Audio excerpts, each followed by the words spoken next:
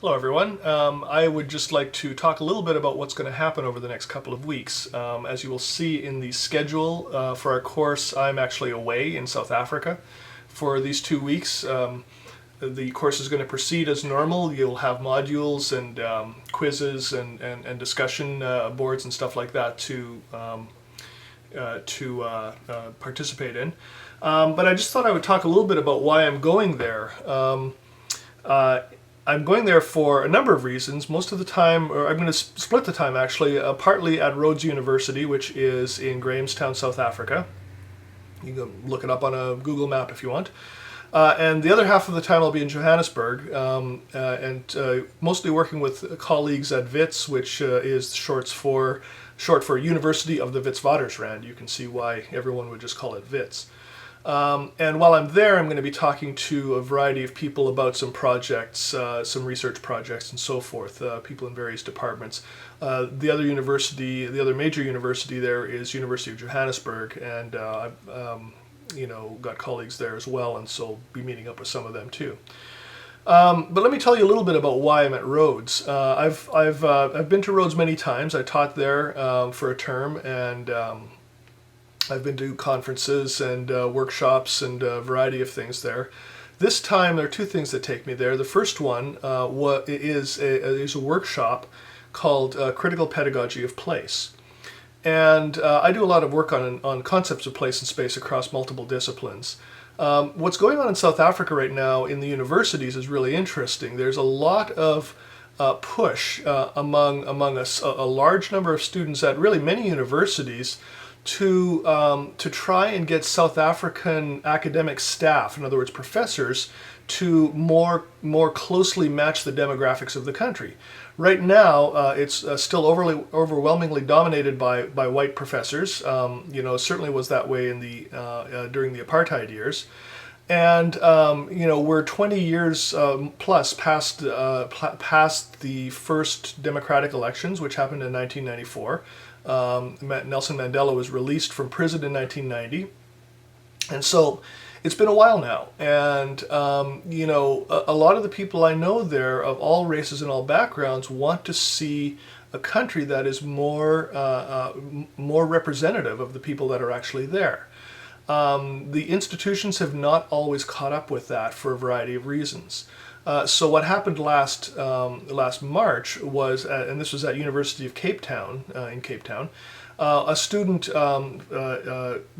basically staged a demonstration in front of or against the statue of Cecil Rhodes. We're going to talk about Cecil Rhodes later in the course. Cecil Rhodes was the British industrialist who lent his name to the country of Rhodesia, which was the former name of what we now know as Zimbabwe, and also to the Rhodes Scholarship and to many institutions around the world. Very, very wealthy. He was a person who was instrumental to develop the mining in South Africa, and so a lot of the mining interests came through Britain and through him.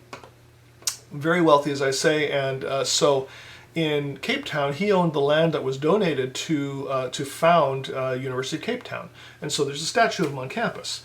What else you have to know about him is that he was horribly racist. He oppressed people like crazy. He certainly, even though Britain had long since abandoned the notions of official slavery, there was still a very kind of clear, kind of hierarchical sense about who was more valuable than whom. Clearly, white Europeans were always more valuable than black Africans.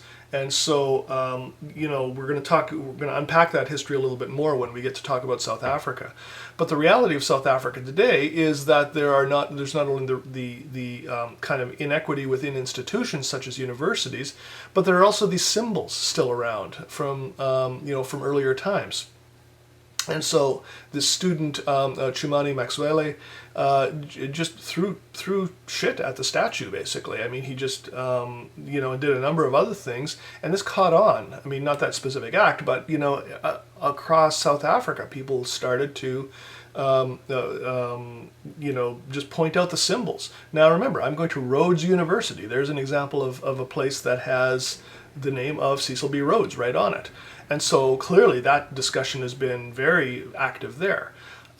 The workshop I'm going to on critical pedagogy of place, if you think about what pedagogy is really about communication of knowledge. It's about teaching. It's about what you do in classrooms. It's about how you make your curriculum. It's about all of those sorts of things that, how we come to accept certain kinds of knowledge as being legitimate and leave other kinds out. And so a lot of people have been pushing not just for representation of non-whites in universities, but also the change of the curriculum itself. What is it that we are being taught? Is it just knowledge that really does not represent the reality of South Africa itself? So, so this workshop fits into that larger conversation. This is part of a series of workshops that's put on by a center that is related to the philosophy department at Rhodes University. It's the Alan Gray Center for Leadership and Ethics. It's directed by a friend and colleague of mine named Pedro Tabensky. The actual workshop itself is organized by a professor in the political science department named Leonard Prague, who's done some really fine work on African philosophy. And so this promises to be a really interesting and lively conversation. It's been set up not just to be a bunch of talking head professors talking to each other. Students are involved at all levels of it. The papers are intended to be short with lots of conversation, and it's intended to be the sort of thing that we can really grapple with the current issues. I think people are taking this seriously, and one thing that I've always enjoyed and admired when I've been at Rhodes and other places in South Africa as well is how vigorous the conversation is, how relevant it is, how people are just serious about the issues of their age. There's not the sorts of things I feel sometimes in the U.S. where it's all just too screwed up, or we can't make any difference anyway, or maybe sometimes more of a consumerist sort of mentality that we have here. We'll just kind of believe what we want, buy what we want, do what we want, and it's just about what I want. That's not what I'm seeing there. It's a much more kind of interest in a large-scale conversation, an interest in the future of the country, an interest in what equality really looks like, an interest in cutting new ground or moving into new ground academically and in scholarship and all of that sort of thing. So it's quite an exciting place to be in many ways. That's why I like to go back quite a lot. And so that's what I'll be doing there. I'll also be doing a public lecture called the Oosthuizen Lecture. It happens once a year at Rhodes, and that one's about academic freedom. And so there I'm going to be thinking a little bit about what does it actually mean to be free within a university setting. Often when we talk about academic freedom, we talk about the kind of prerequisites for freedom. So, we don't want to trample on somebody else's freedom. We don't want to, limit academic freedom within universities. It's a kind of a time-honored sort of position to have. But quite often we stop with that. And what I'm interested in is what does it truly mean to be free? And so you can see it dovetails with that discussion about, about pedagogy as well. So these two things, for me at least, are going to be linked together. So that's what I'm doing while I'm there.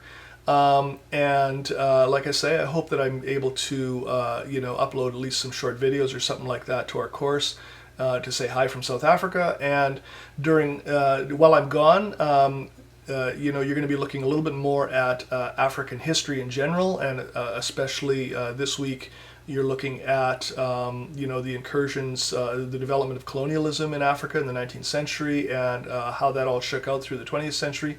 And then the week after that, you're going to start looking at visual culture in Africa with some absolutely amazing, mind-blowing images. I mean, it's really a fun part of the course. So I will be, checking into the discussion boards and stuff like that while I'm over there. But I just wanted you to have a sense of what was going on while I am there. And also, I may be a little bit slower on getting back to you if you're emailing me or something like that. But I thought, at least you know why. So anyway, I'm going to be saying hi from South Africa very soon. So talk to you soon. Bye.